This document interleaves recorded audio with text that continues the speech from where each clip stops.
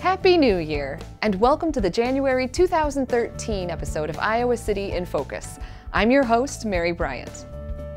On this month's episode, Liz Christiansen, the Director of Sustainability at the University of Iowa, talks with Rod Lehnertz, the Director of Planning, Design, and Construction at the University of Iowa, about the various construction projects planned at the university this year. You'll also learn about little free libraries and some recent efforts by Iowa City neighborhoods to get involved in this exciting literary movement. Stay tuned!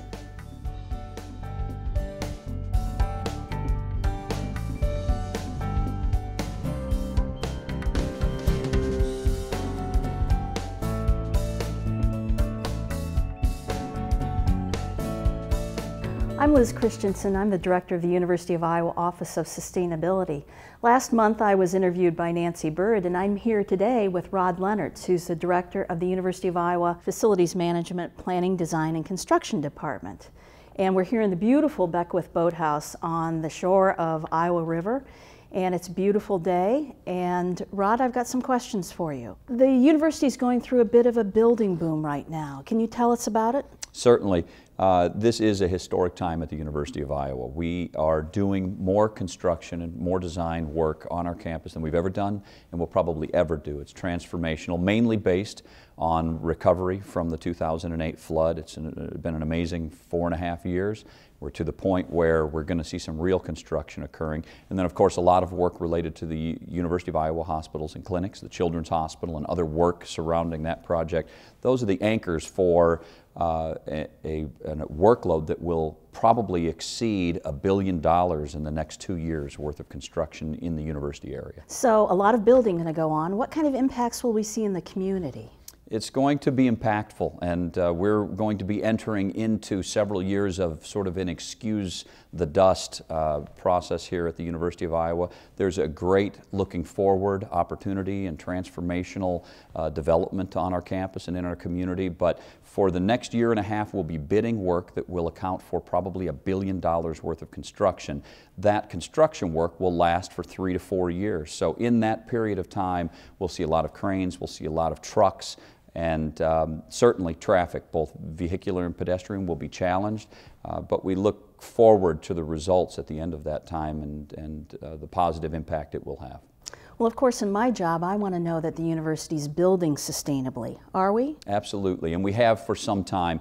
Before the university adopted the notions of LEED, construction leadership in energy and environmental design, a national measuring stick for how sustainable the design of either a renovation or a new project is. We were operating with Mid-America and other rebate programs to remain green. We adopted that program several years ago, and then the Board of Regents adopted the program. So at the University of Iowa, all of our major projects are mandated at a LEED Silver level, but we've found that our stringent standards for energy efficiency on our projects really make the default LEED Gold. Most of our projects are coming in at LEED Gold, and we're having some examples of LEED Platinum, which is the highest level possible in the LEED measuring program.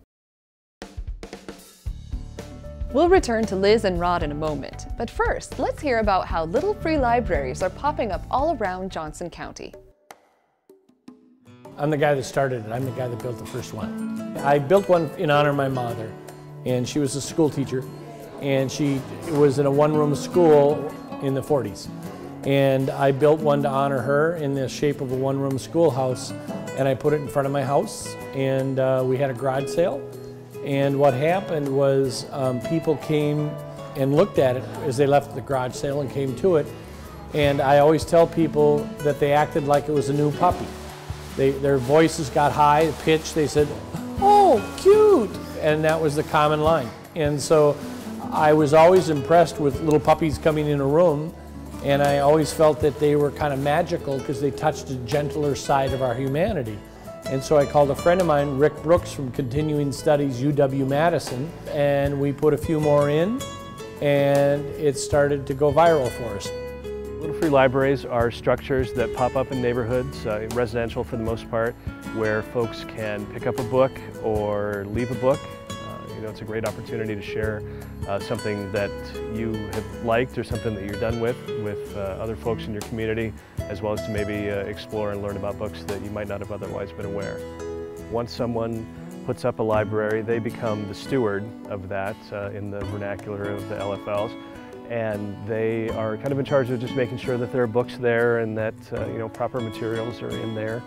And beyond that, anyone can come and pick up a book or leave a book. And I mean, that's kind of the beauty of it. It's a really collaborative community thing. So really the only rule is that everything is free.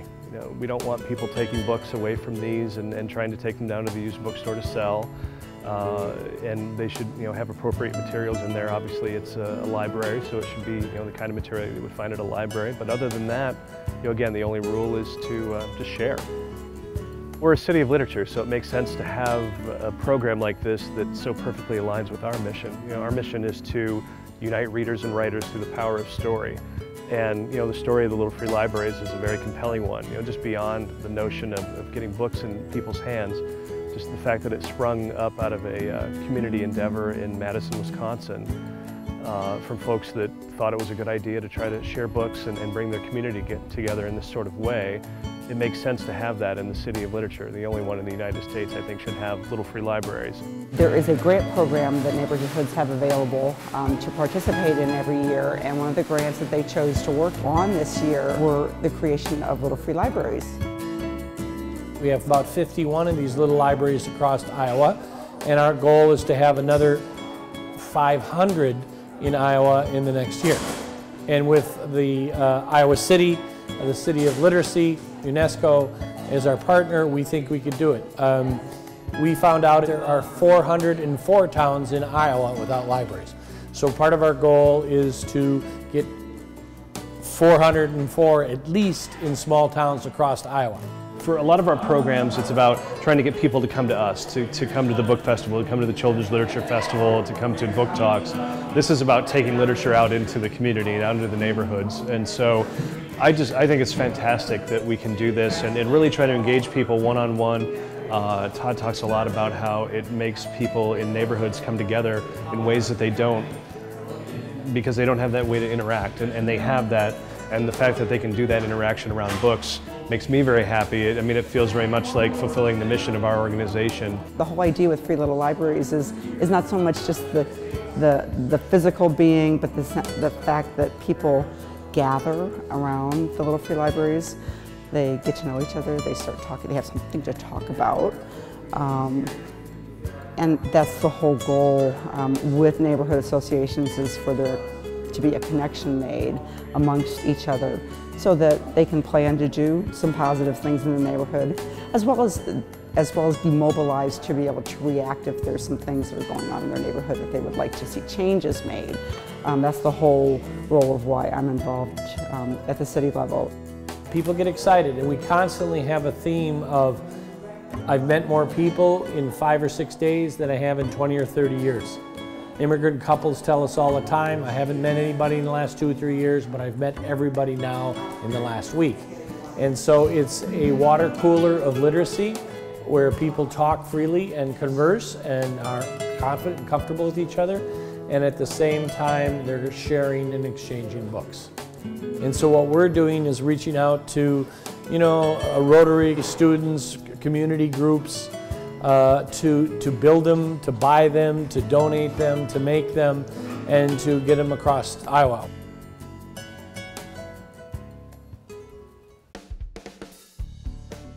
Now let's return to Liz Christiansen and Rod Lehnertz for more on the university's plan for new construction this year. Now, we incurred a lot of damage because of the 2008 flood. Why are we still building close to the river? Well, it's a good question. Of course, we've been building close to the river for nearly 100 years on this campus, and there have been different times in history when we've been either threatened or we believe to be protected from flooding.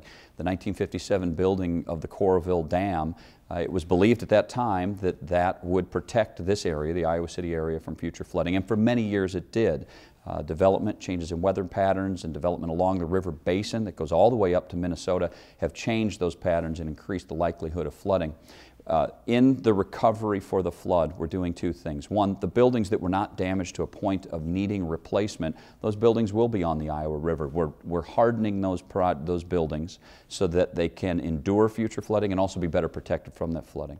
But with respect to new buildings, and certainly the replacement of Hancher-Waxman-Clapp complex, which was lost to the flood, and parts of the art facility, so the replacement of that original art facility program, are being placed so that they are out of harm's way from future flooding. And we've been very strenuous in our efforts with engineers and with experts to make sure that where we place those buildings, they will be safe from future flooding. Other development, it's changed our master plan certainly when we look forward on what we will do along the river, but it's important. We're not hiding from the river. The river is something we want to live with, we want to celebrate. It is an important part of not only the university but the community, so we need to learn to live with the river, understand its potential risks and dangers, but continue to celebrate the river. And I suppose the Beckwith Boathouse is a good example of that. Absolutely. We actually awarded the contract for this project just before the flood of 2008, had to discontinue the project because the site was completely inundated with water.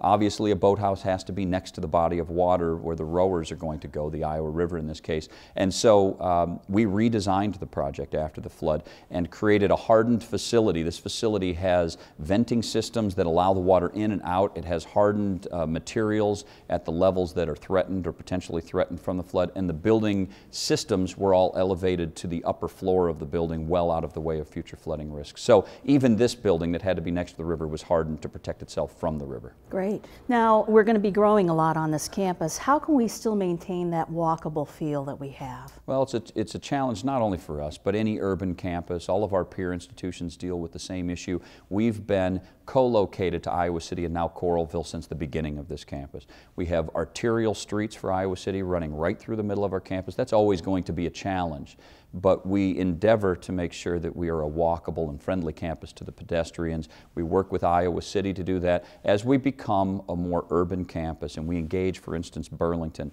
the intersections become very important. And bigger cities have already seen this and worked through this. It's the timing of light signals. It's making sure that we stage pedestrians and create the walkways that get the pedestrians to the intersections so that there are safe passageways. And certainly as we develop not only the recreation center but the School of Music project that will be going on the south side of Burlington and other projects that Iowa City is doing to bring population south of Burlington, we'll have to work together to adjust the intermix of pedestrians and vehicles and bicycles along Burlington and other streets in the area. What's the latest on rebuilding Hancher and the Arts Campus? Yeah, everybody's eyes are on that, and it's been an amazing ride over the last 4.5 years, ups and downs, but thanks to our legislators and both federal and state legislators, our governor, in the efforts to make sure that the right thing was done, we are now at the point of approval. We've received the approvals from FEMA, from the federal government, to move forward with the replacement primarily of Hancher-Waxman-Clapp and also the original art building complex.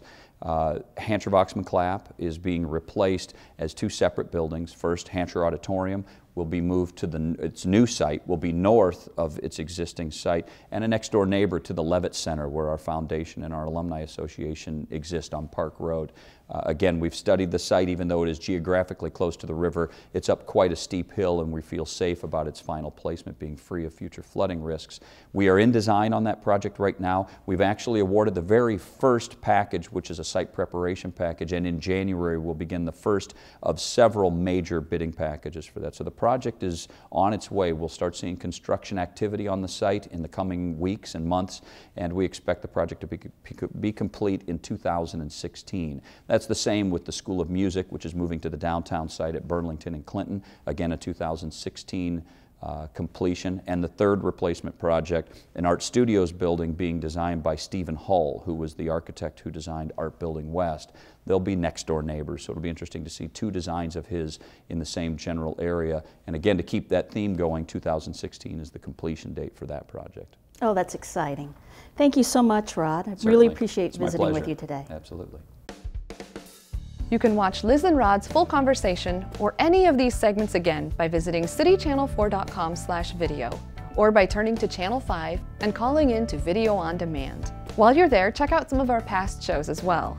Also, be sure to like us on Facebook to receive updates about other City Channel 4 programs you may enjoy. Find us there at facebook.com/citychannel4. Thanks for watching this month's episode of Iowa City in Focus. Hold fast to your 2013 resolutions, and I'll see you next time.